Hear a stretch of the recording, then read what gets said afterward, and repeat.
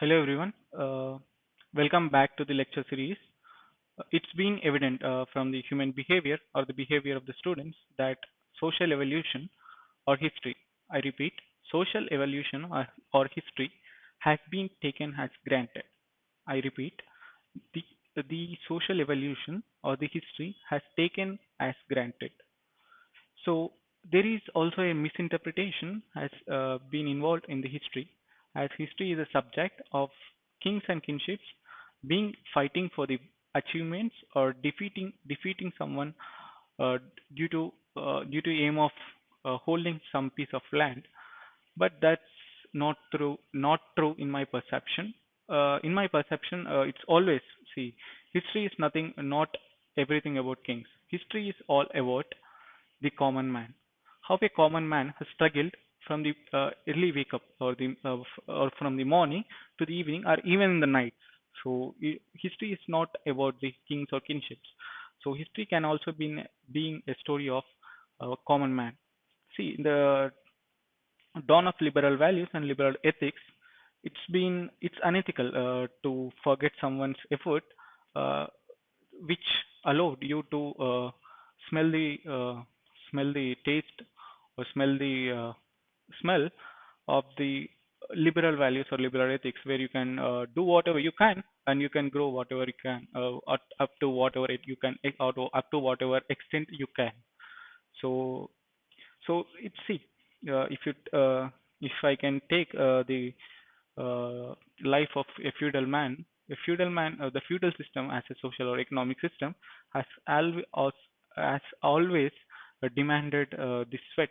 See, sorry, the feudal economic system has always demanded the blood from the tiller or the serf instead of sweat as we in the field as we do in the contemporary world. So feudalism is not all about being going there and working with the sweat, but rather going there with the person or in person, going there and working with the blade of you. So it's not always the same as you are there. The problems of the modern society is very different and very easy when you compare to in the middle of social evolution or in the start of social evolution. So the problems are very different, and we always should remember their sacrifices, the sacrifices laid down by the common man in the feudalistic mode of production or in the early mode of productions before the capitalism, which laid our which laid their see sorry which promoted our lives, which is being better compared to them. So their sacrifices are always matter, and we should respect and we should always remember the sacrifices made by the early man or the man in the social evolution. So with that moment in the mind, let us move forward in our lecture series. Our next talk concept will be see throughout the presentation, our discussion will be focusing on feudalism and its transition to the capitalism. But before going to that, we'll just discuss briefly about primitive communism and ancient mode of production, which is very little known and very little resources are available about the mode of production exist in the primitive communism or ancient mode of production. If you talk about primitive communism, there has been no class. I mean, if you consider a person with at the social evolution zero, there has been no class between any human beings, and they are mostly hunter gatherers because they live their life by hunting the animals or gathering hunting the animals or living by extracting some of the food from the herbs or the plants in which they live.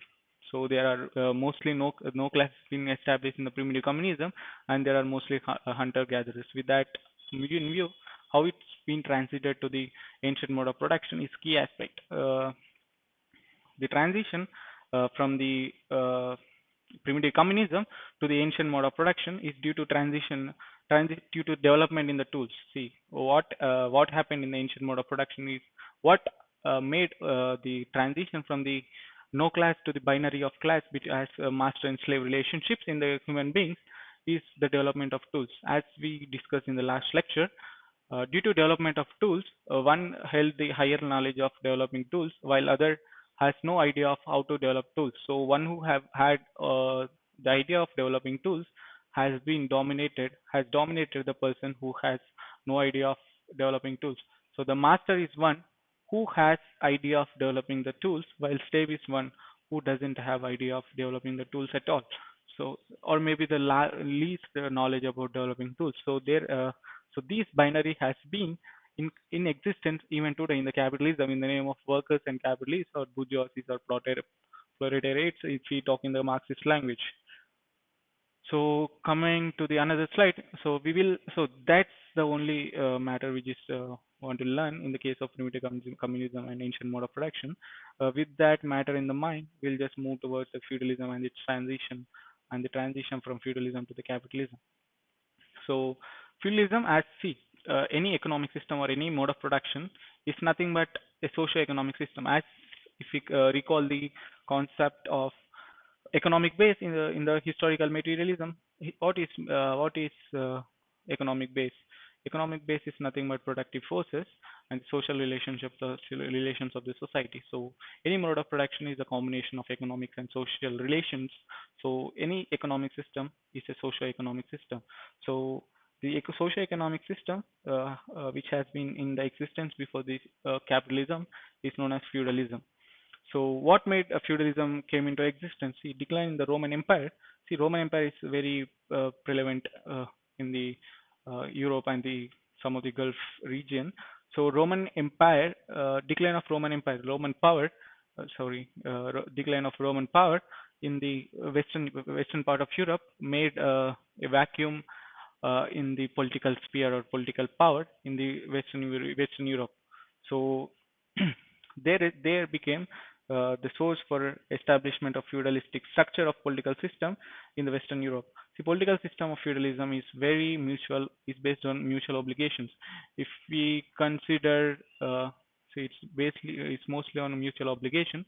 If we go through the political system, see, don't consider this left part. We'll come to that later.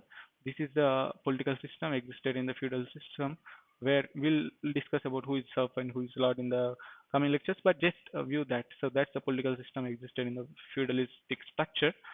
So mostly, see, they are mostly based on the mutual obligations as such that Lord will give something to Ebo Lord and Ebo Lord will give something to the king. So this is in exchange of something.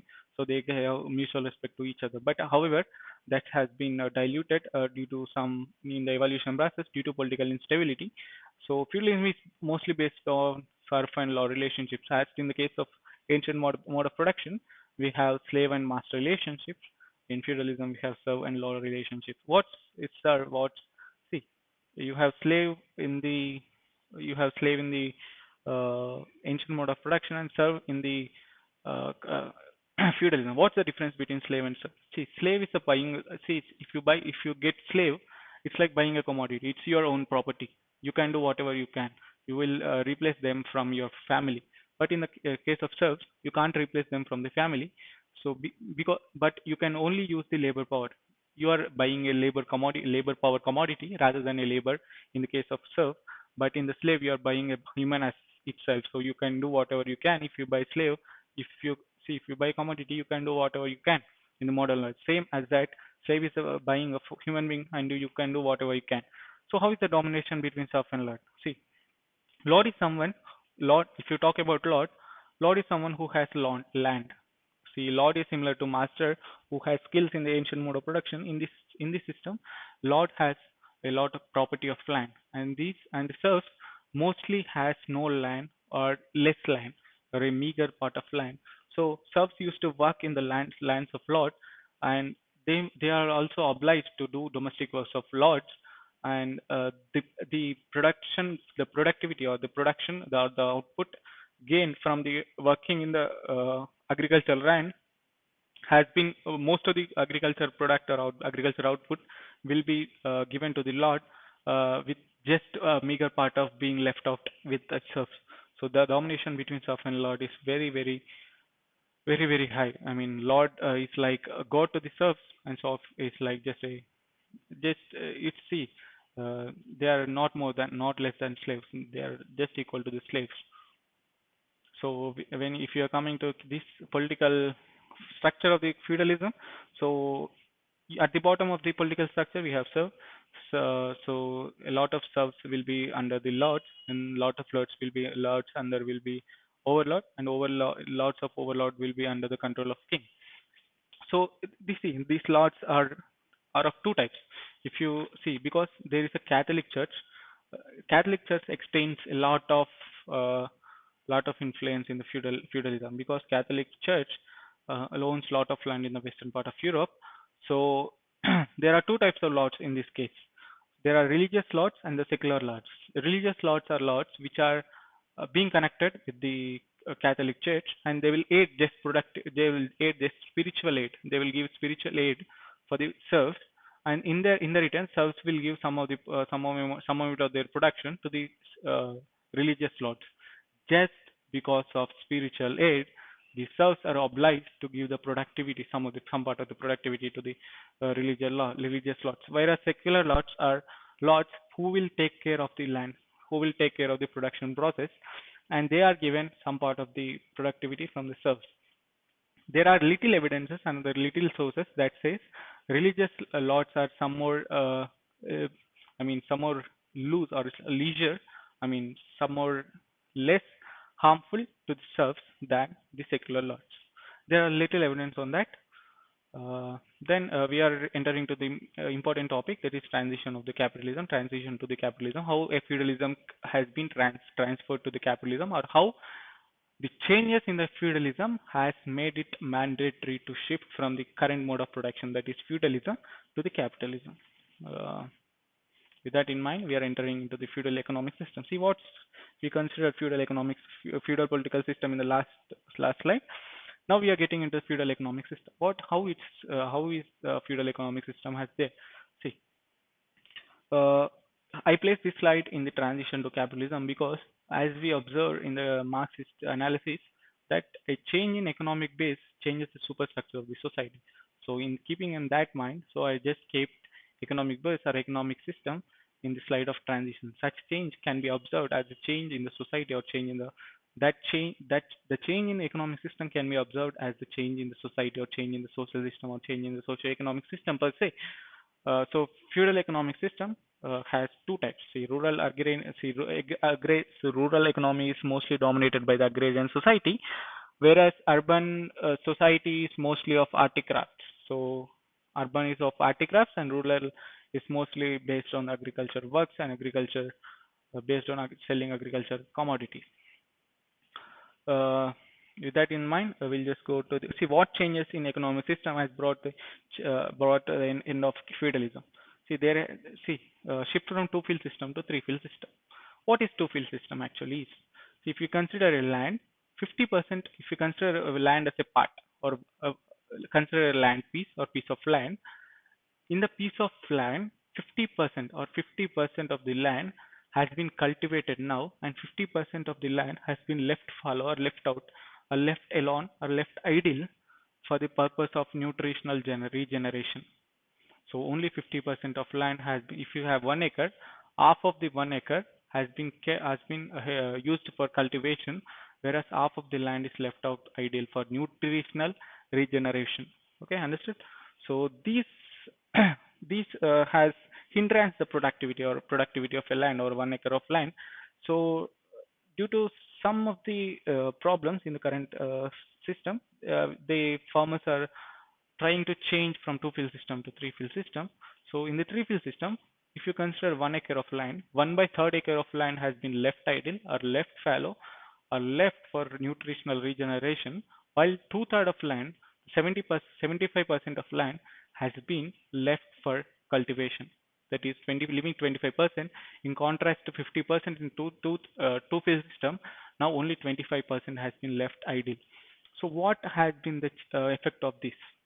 So due to this, the productivity has been increased drastically, giving the more income or some more rise in the income for the agrarians, the serfs or the tillers of the land.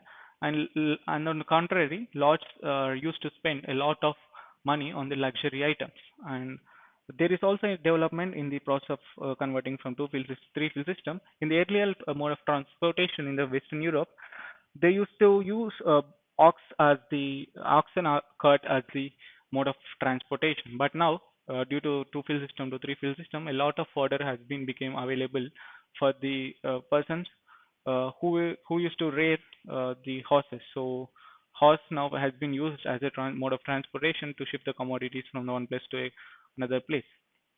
So keeping in this mind, let's move to the enclosure movement. See, enclosure movement is nothing but due to increase in the luxury needs for lords, the property, the income increase must be there for the landlord. So they started to see if you raise the expenditure, see the rise in expenditure of landlord has been seen as a cost because see the income has been constant. There is only rise in income in the case of agrarian tiller or sell serfs, but there is no rise in income for landlords. But on contrary, they started to acquire most luxury items, so they need to acquire the land of them. So they started enclosure movement. Enclosure movement is nothing but fencing down the land of the landlords. See, fencing, keep fencing. On the contrary, because before the enclosure movement, there are no fencing. The land is open. But now there is a fencing because they need to register for their property in their name. So these enclosure movement led to difficulties in case of shepherds or herders who rear the animals, who rear the grass-eating animals. So the grass-eating animals found difficult to graze themselves. So these made losses for shepherds or herders who rear the animals with the grass. So with this, the shepherds or herders dropped down their job. So they left unemployed. So this is the effect of enclosure movement. So the unemployed youth has been ideal, or they started to learn new skill of making articrafts or something, some of the articrafts in their village. So this phenomena has greater influence for the transition from feudalism to capitalism because some mercantilists in the city started this phenomena and they brought raw materials to the unemployed youth and they started to they started to give tasks to them such that they are providing raw materials to them.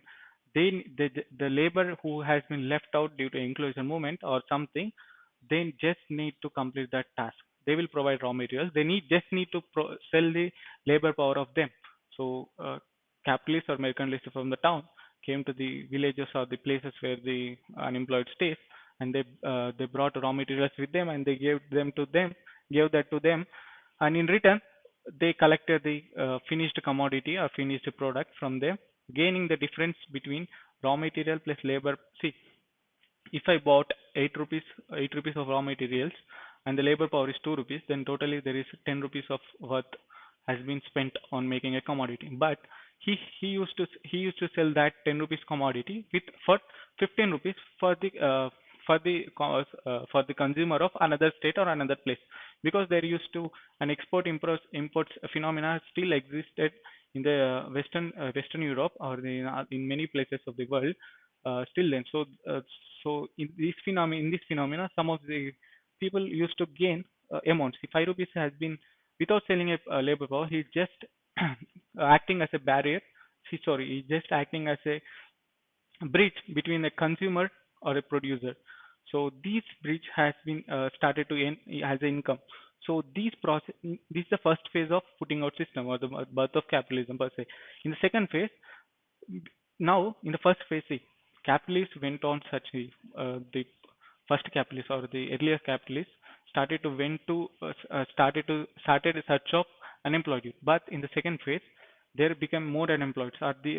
So the unemployed started to come to the capitalists. So capitalists arranged a room or a company where any worker can come and produce a commodity with the inputs there in the company or the house or the room, and they are just paying for labor power. And in the second phase, the unemployed came themselves to the capitalists or mercantilists at the time. So this is the change in first phase to second phase is that in the first phase, capitalists went in search of unemployed, but in the second phase, unemployed came in the search of capitalists, and the production has been very increased in the second phase because a lot of unemployed came and worked in a particular room. So this made second phase a more productive work. So this is the main main thing uh, which which engage the capitalism to form. So, keeping these things in mind, in the next lecture, we'll talk about the birth of capitalism, how capitalism and what is capitalism, what are the important facets of capitalism, and how capitalism escaped from the Russian and short-term poses, and how it's evolved in the Marxist perspective and other perspectives. So, with this knowledge in mind, we'll end this lecture. In the coming lecture, we will also talk about the things which has been forgot in the last lecture or today's lecture. So, thank you.